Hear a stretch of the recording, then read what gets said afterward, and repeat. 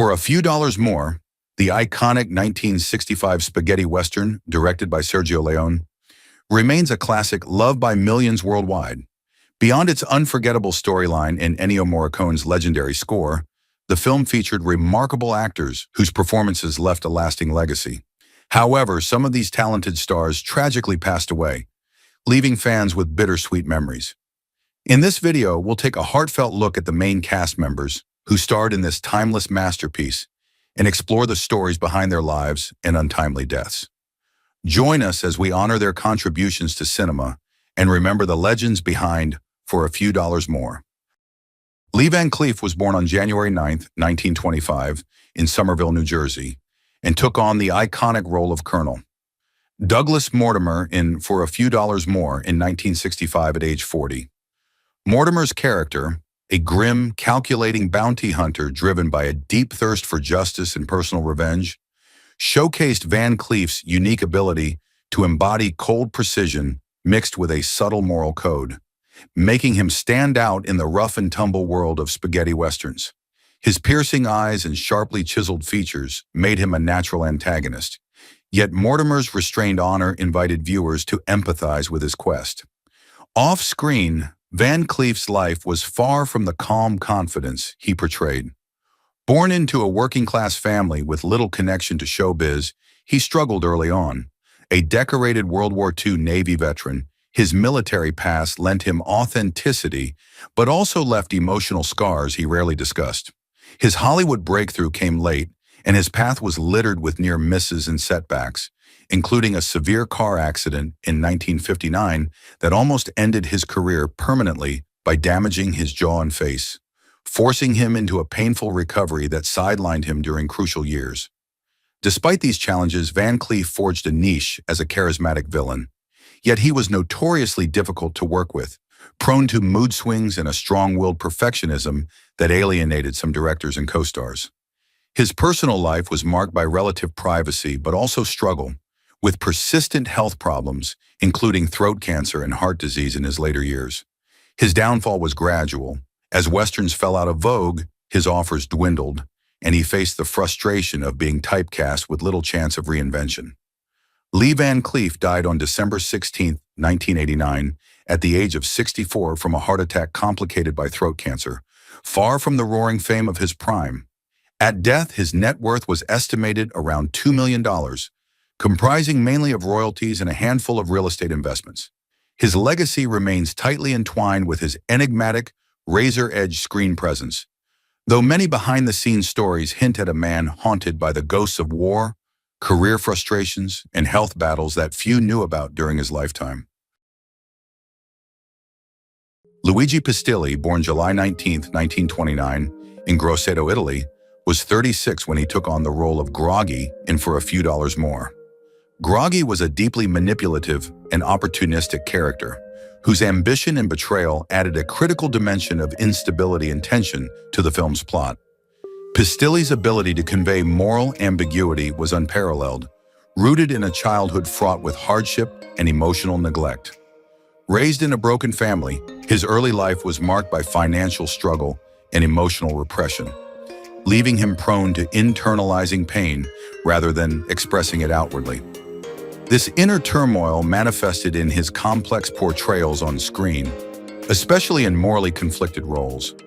Pastelli's stage career was highly respected, particularly his work in Brechtian theater, but his transition to film brought new pressures. He was often typecast in villainous roles, which limited his range and frustrated his artistic ambitions. Behind the scenes, Pastelli wrestled with personal demons. Alcoholism and depression took a heavy toll. His emotional fragility was exacerbated by a string of failed relationships, most notably a tumultuous and publicly scrutinized romance with the singer Milva, which ended bitterly and reportedly contributed to his deteriorating mental health. His final years were plagued by intense public criticism and isolation from former friends and colleagues. On April 21, 1996 at 66, unable to bear the weight of his personal and professional struggles, Pastelli died by suicide, shocking the Italian film community and exposing the often hidden pain behind his charismatic performances. Unlike scandal-ridden stars of his era, Pastelli's Scandal was one of vulnerability and mental health, a tragic story rarely told in a film world obsessed with glamour. His net worth at death was modest, estimated under $500,000, with most earnings consumed by medical costs and legal disputes over intellectual property. His death sparked conversations about the pressures on actors to maintain a facade of strength, and he remains a haunting example of brilliance undermined by inner darkness. Gianmaria Volante, born on April 9, 1933, in Milan, Italy, was 32 when he portrayed the psychologically complex and terrifying El Indio in For a Few Dollars More. The character's volatile mixture of cruelty, paranoia, and haunted past trauma became a signature of Volante's nuanced acting style. Layers of menace wrapped in existential despair, elevating what could have been a one-dimensional villain into a study of human darkness. Volante's early life was shaped by political upheaval and poverty. His parents were modest working-class citizens, and his childhood exposed him to the harsh realities of fascist Italy. These experiences fueled his lifelong commitment to left-wing politics and social justice, ultimately leading him to join the Italian Communist Party. Unlike many of his contemporaries who sought commercial success, Volante deliberately chose roles that challenged societal norms and provoked thought, earning both admiration and ire. His career was marked by fiery clashes with directors, producers, and the press. He was infamous for his temper and unwillingness to compromise his ideals, which sometimes led to blacklisting and lost roles. Scandals were never personal but political. He openly denounced capitalism and the film industry's commercialization, which alienated many in the business. His private life was equally turbulent, marked by intense relationships and ideological conflicts that mirrored his public persona. Volante's dedication to activism extended beyond words. He donated substantial portions of his earnings to political causes and was deeply involved in protests and labor movements, often risking professional ostracism. Despite his rebellious nature, he suffered from chronic heart problems, ultimately dying from a fatal heart attack on December 6, 1994 at 61, while filming in Greece. His estate was modest, under $1 million, reflecting a life more devoted to conviction than material wealth. His legacy remains controversial yet powerful, a man who dared to wield cinema as a weapon for social change, leaving behind a shadowy figure as complex as El Indio himself. Klaus Kinsky was born on October 18, 1926, in the free city of Danzig, now Sopot, Poland. He took on the role of Juan Weld, the hunchbacked, unstable member of Indio's gang in For a Few Dollars More, 1965, when he was 40 years old. Kinsky's portrayal was chilling, a man physically deformed, erratic, and menacing, embodying a dark, volatile presence that both terrified and fascinated viewers. His intense and often frightening screen presence mirrored his turbulent real life. Raised in a highly dysfunctional and impoverished family during the rise of Nazi Germany, Kinsky's childhood was marred by emotional and physical abuse. His father was strict and authoritarian, and young Klaus suffered constant humiliation and harsh discipline, leading to deep-seated emotional scars. He learned early to suppress vulnerability and develop a ruthless, explosive exterior. Throughout his career, Klaus was notorious for his violent temper and erratic behavior, which led to frequent conflicts with directors, producers, and co-stars. His clashes with Werner Herzog, one of his most famous collaborators, are legendary, including episodes where Kinsky threatened violence on set and engaged in heated outbursts. Off-screen, Kinsky's autobiography revealed shocking details of his abusive behavior, which was so controversial that the book was pulled from publication. After his death, his daughter Pola Kinsky accused him of sexual abuse during her childhood, exposing a darker and more disturbing dimension of his legacy that shocked fans and critics alike. Professionally, Kinsky often chose roles based on financial gain rather than artistic value, fueling rumors that he was difficult to work with and manipulative, particularly demanding exorbitant fees and displaying selfishness. Despite appearing in over 130 films, his career was punctuated by volatility and unpredictability, and his worst professional failure came during the production of Fitzcarraldo, where his behavior nearly derailed the entire project. Klaus died on November 23, 1991, at 65 in California, due to a fatal heart attack. At his death, his estate was valued at roughly $500,000, modest compared to his cult fame and posthumous reputation. Bonito Stephanelli was born on September 2, 1928 in Rome, Italy, and was 37 when he took on the role of Luke Huey in For a Few Dollars More, 1965. His character was a ruthless, loyal member of Indio's gang, embodying the cold-hearted henchman archetype common in spaghetti westerns. Stephanelli's childhood was overshadowed by the hardships of post-war Italy, growing up in a working-class neighborhood, struggling to recover from the devastation of World War II. These early hardships imbued him with a tough, pragmatic attitude and a fierce work ethic.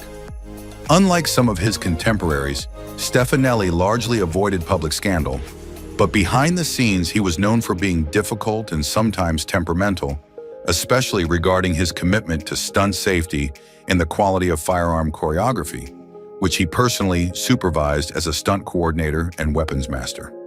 Stephanelli's reputation as Clint Eastwood's unofficial translator on set came from his bilingual ability, but it also underscored the isolation he felt in an industry dominated by star power and language barriers. Despite this, his dedication to craftsmanship was widely respected. His career was not without setbacks. A major incident during the filming of a large-scale Western caused a severe injury to a stunt performer, leading to a temporary industry blacklist that stalled his momentum. He struggled to recover professionally, but his quiet determination saw him continue working steadily until his death on December 18, 1999, at 71. His personal life was marked by solitude and estrangement from close family, as his single-minded focus on his work alienated many. Financially, Bonito's estate was modest, estimated under $1 million, reflecting a life spent behind the scenes, far from the glamour and wealth of Hollywood's biggest names. His story is one of silent resilience and professional dedication, a man who mastered the dangerous craft of stunt work while navigating the shadows of fame and the challenges of a demanding industry.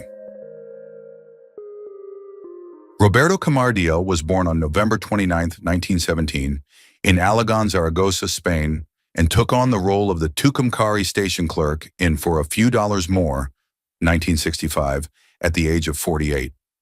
His portrayal was a minor yet memorable one, adding a dry, realistic touch of everyday humanity amid the violent chaos of bounty hunters and outlaws, a character who seemed exhausted by the ceaseless unrest around him.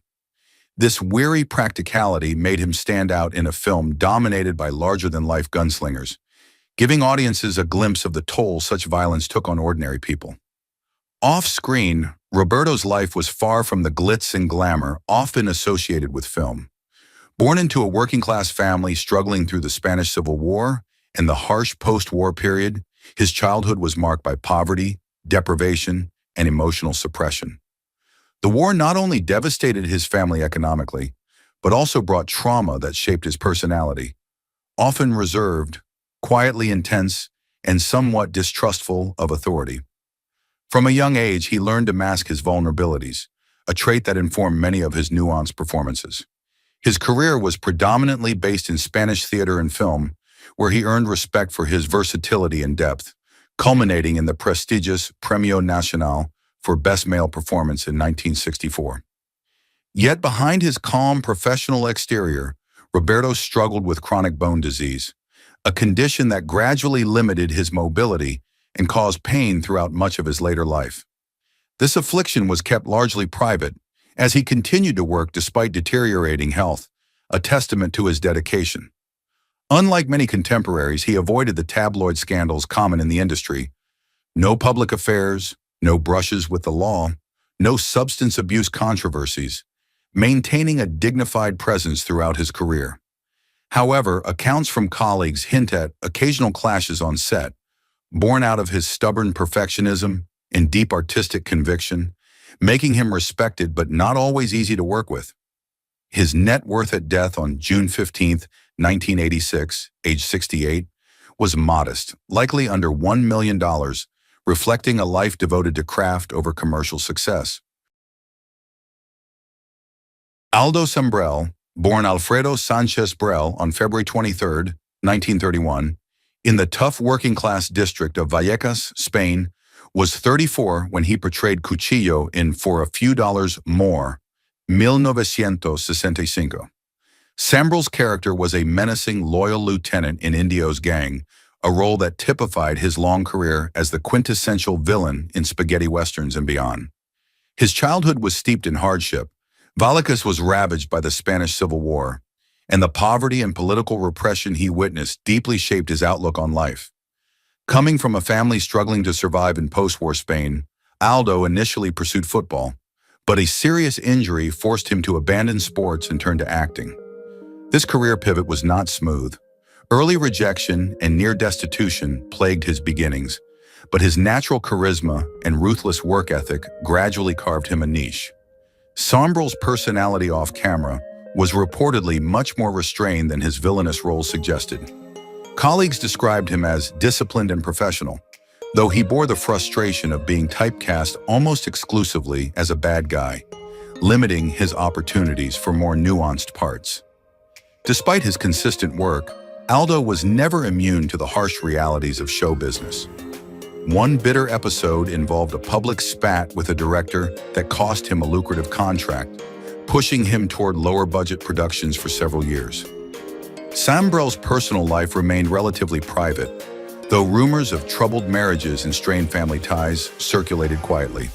His death on July 10, 2010, at 79, was due to a cerebral infarction following multiple strokes. His ashes were scattered at Fort Bravo, a symbolic gesture linking him forever to the Western genre that defined his career. Financially, his net worth was modest, likely under $1 million, reflecting the long, steady grind of a character actor who never quite escaped the shadow of his cinematic villainy, but earned respect for his steadfast professionalism amid adversity. Mario Brega was born on March 25, 1923 in Rome, Italy, and played the role of Nino, a fearsome and loyal member of Indio's gang in For a Few Dollars More, 1965, when he was 42 years old. His character embodied raw brutality and physical intimidation, often acting as the gang's muscle in violent confrontations, which perfectly suited Brega's imposing, real-life stature of 6 feet 4 inches and over 250 pounds. Before entering cinema, Brega worked as a butcher, a profession that contributed to his rugged build and tough persona. However, behind the scenes, Mario's life was far from the glamorous outlaw he portrayed. He was notorious in the Italian film industry for his explosive temper and abrasive personality, which often led to clashes with directors and fellow actors. His loyalty to the SS Lazio football club was well known and sometimes spilled over into heated altercations with supporters of rival teams. Despite this, he never faced major public scandals, yet rumors circulated of his difficult behavior on set, including occasional intoxication and unprofessional conduct that threatened productions. Brega struggled to break free from typecasting as the heavy or thug, which limited his career opportunities and contributed to his frustration and bouts of depression.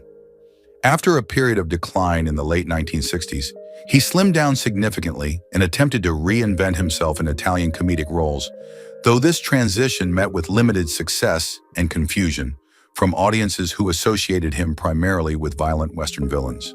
His personal life was relatively private, but insiders noted his occasional isolation and bitterness in later years, compounded by financial instability due to mismanaged earnings and limited royalties from his films.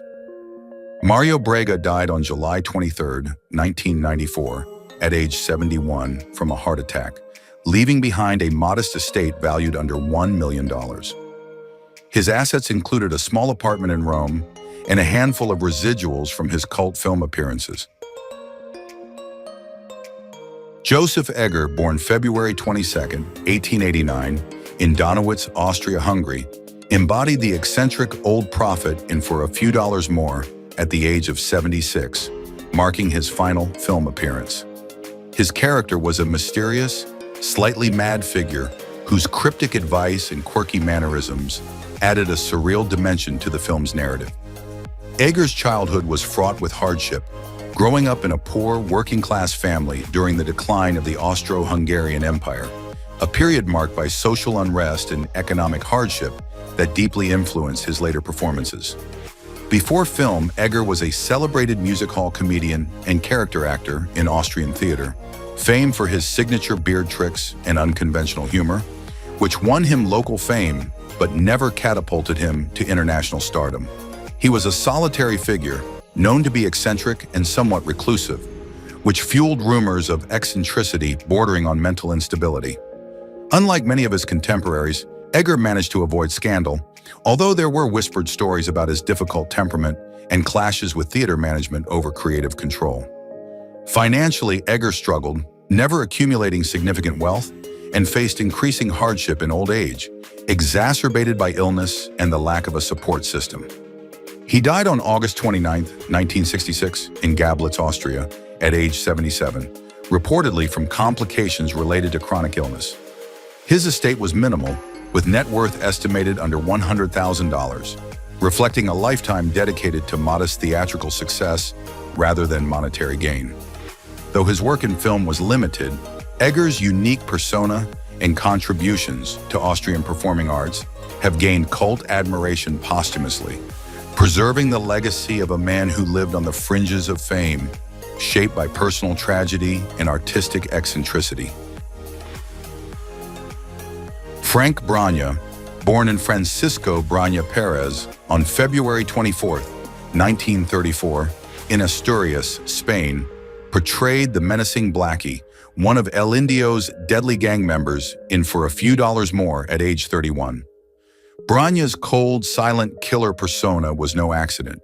His early life was marked by grueling physical labor as a miner, a background that shaped both his imposing presence and his later struggles with silicosis, a debilitating lung disease caused by inhaling dust particles during mining. This illness cast a long shadow over his acting career, which nonetheless spanned over 200 films across various genres. Before finding his niche in spaghetti westerns, Brana was a chauffeur, a job far removed from the gunslinging outlaws he would later portray. Known on set for his tough demeanor and exacting professionalism, Brana was rumored to have clashed with directors and co-stars, though none of these incidents escalated into public scandal. His autobiography, released in 2007, peeled back the curtain on the grueling conditions of European B-movie productions and the political intrigues behind casting decisions, revealing a man deeply aware of his expendability in the industry. Despite his professional hardships, Brana maintained a fierce dedication to his craft until late in life, when respiratory failure ultimately claimed him on February 13, 2012 in Madrid.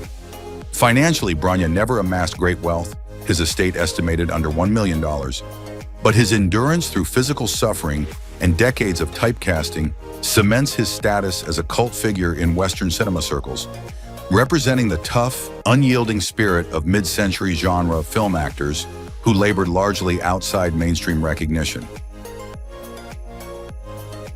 Tomas Blanco was born on November 10, 1910, in Bilbao, Spain, and appeared as the Tucumcari sheriff in For a Few Dollars More, 1965, at the age of 55.